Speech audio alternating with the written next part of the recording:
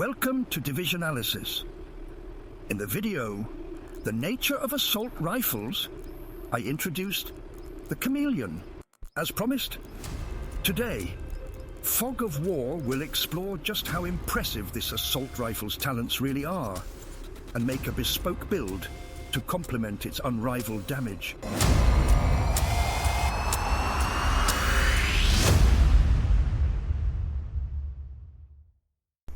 At the request of a subscriber, Audio Fraternity, he's been bugging me for a while now.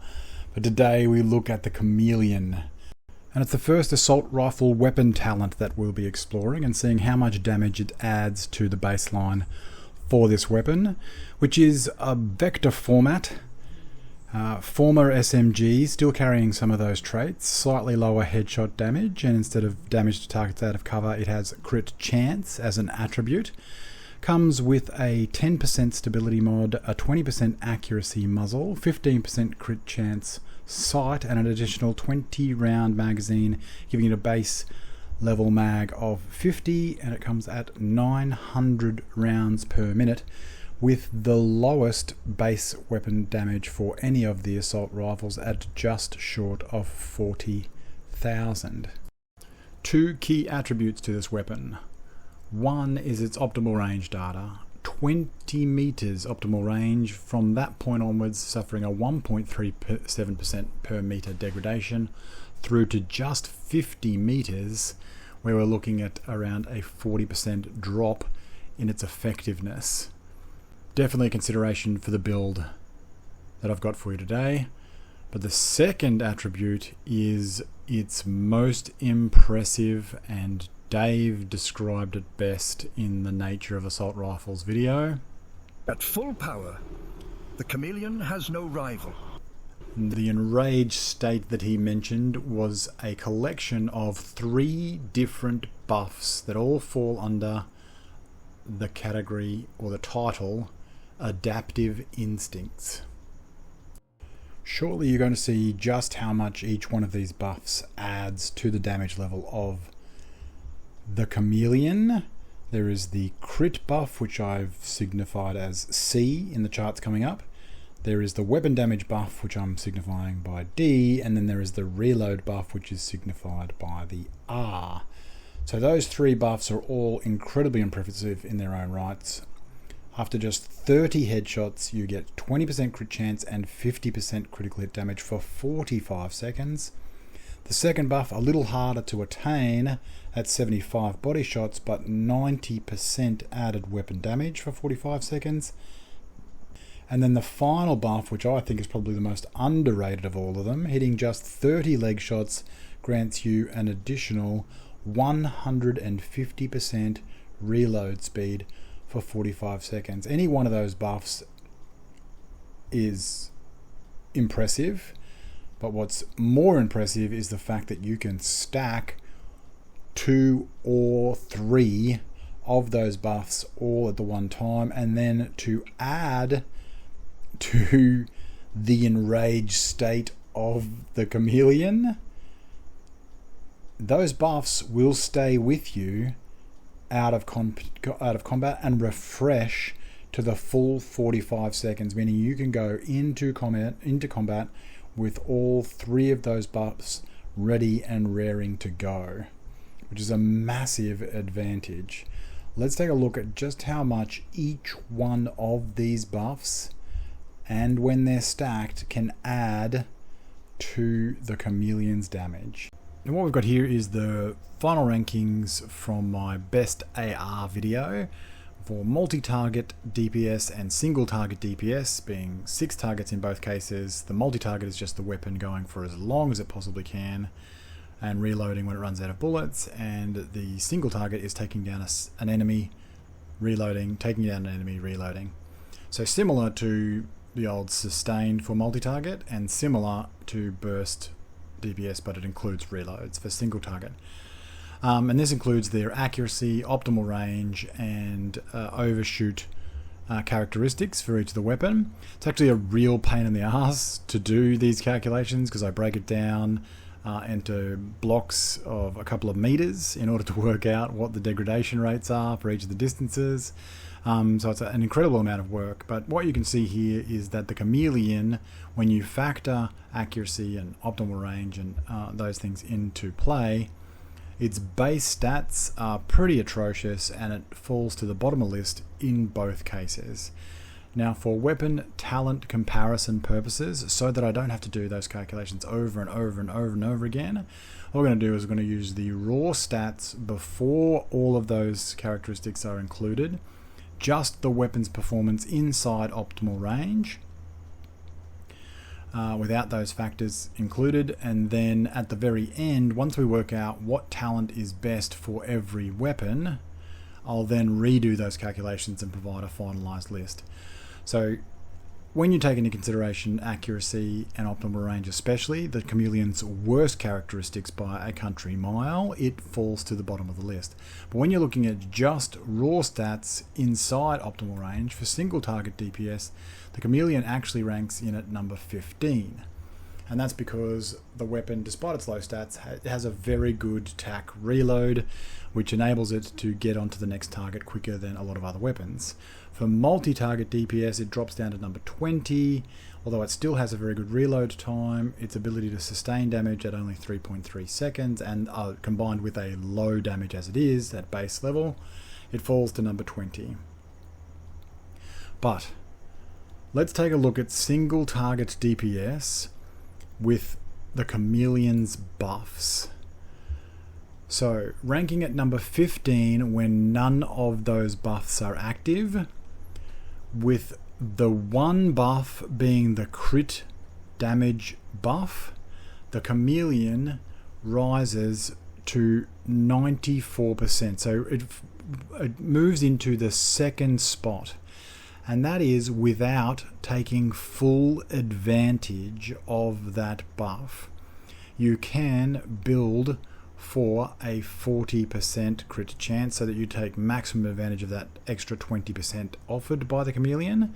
But in this case, I've chosen to not do that and leave the Chameleon stats as they were for the conduct of the best AR video, which was 58.5% crit chance, meaning that it's not taking full advantage of that buff, but it's still, with just that buff alone, puts itself into the second position.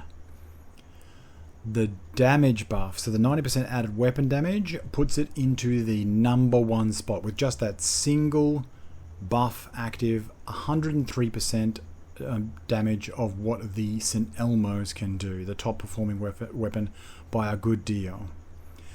Next up is actually the combination of both of those two buffs, the crit and the damage buff, at 111%.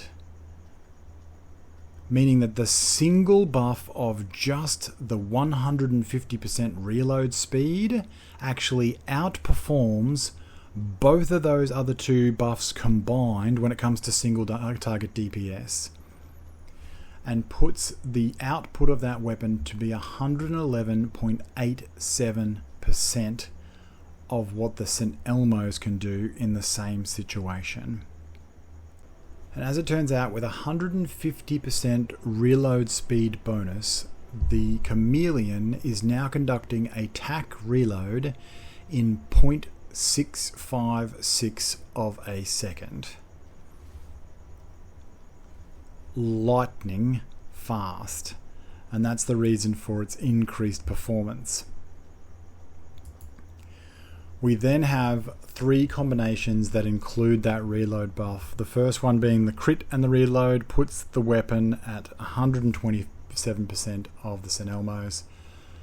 The damage buff and the reload buff puts it at 144%, and when you put all three buffs onto the Chameleon, it is now performing at 159% the effectiveness of the St. Elmo's at taking down 6 targets individually.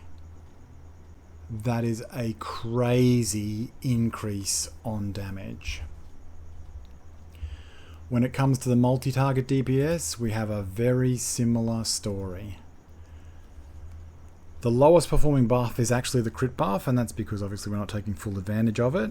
But I think it is in fact the worst performer of all the buffs, but it puts it at 85%. So it puts it in a number 6 spot for damage output with just that single buff active.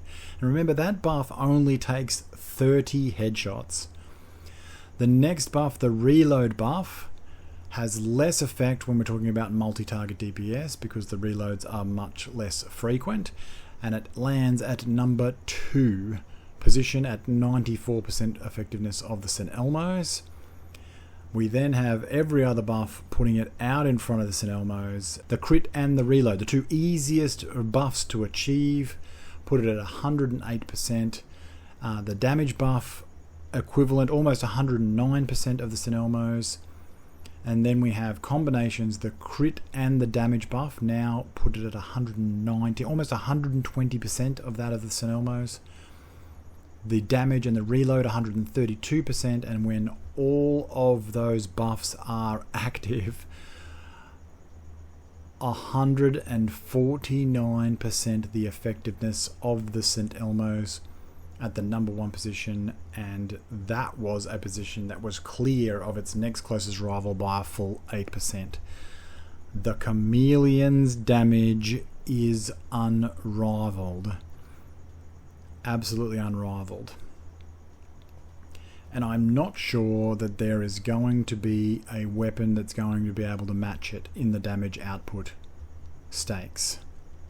We still have uptime to factor in before I can do the final list, but the thing about the Chameleon's buffs is that they're actually very easy to attain. Their uptime is actually very, very good, especially when you factor in that the buffs refresh out of combat.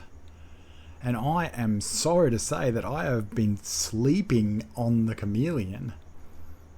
I have been thoroughly sleeping. I knew it was good, but I've been thoroughly sleeping on how vast that difference is when it comes to damage output.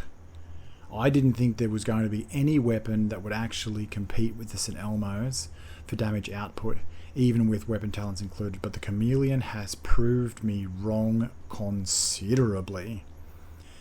So I wanted to come up with a build that would complement that damage. So I needed to mitigate the fact that the Chameleon only has 20 meters to operate within, and in order to operate up close and personal with the enemy, I knew that I needed to have the survivability to back the damage that I knew was going to be brought by the Chameleon. Everything on this build is about supporting the Chameleon to be able to do the maximum amount of damage that it wants to do. And as we've seen, it is considerable amount of damage, so you're not going to be lacking in that department. To support that is strikers providing amplified damage. It will also smooth out the rise and falls of the Chameleon's buffs, providing 15% weapon handling in order to tighten up the accuracy of the Chameleon, 15% rate of fire. I'm using the chest piece, which not a lot of people do because it takes a while to build up the stacks and most people don't see the benefit. A lot of people forget that once you actually build up those stacks to 200, it'll take you 33 seconds to be back down at 100 stacks. It's a lot of time for you to be able to ride that wave. So this build kind of goes from strength to strength as you go through an engagement. But the most important reason, the chest piece is there because I really wanted to have the forge to provide stability to the shield. An extra 50% shield health means that I can comfortably operate within a very short distance of multiple enemies and know that I'm going to come out the other side. This is also supported by the Memento, and the Memento's buffs are just amazing. You've got the long-term buffs, which is what I'm primarily using this for. You're going to have an additional regen. So at full stacks, we're looking at about 50,000 in armor regen. I'm going to take damage at short range, so I know that I need to be able to have resilience and also have that frequency of regen to be able to return to the fight very, very quickly when required.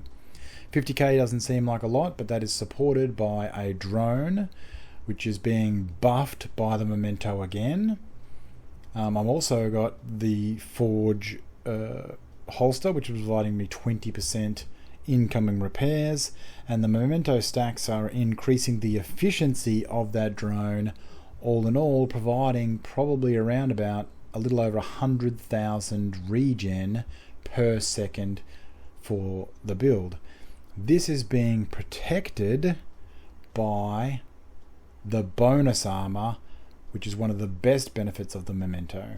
With 4 blues on this build, I'm getting 40% bonus armor for every trophy that I pick up. That 40% equates on a 1.5 million build to be 600,000 armor for every single token that I'm picking up.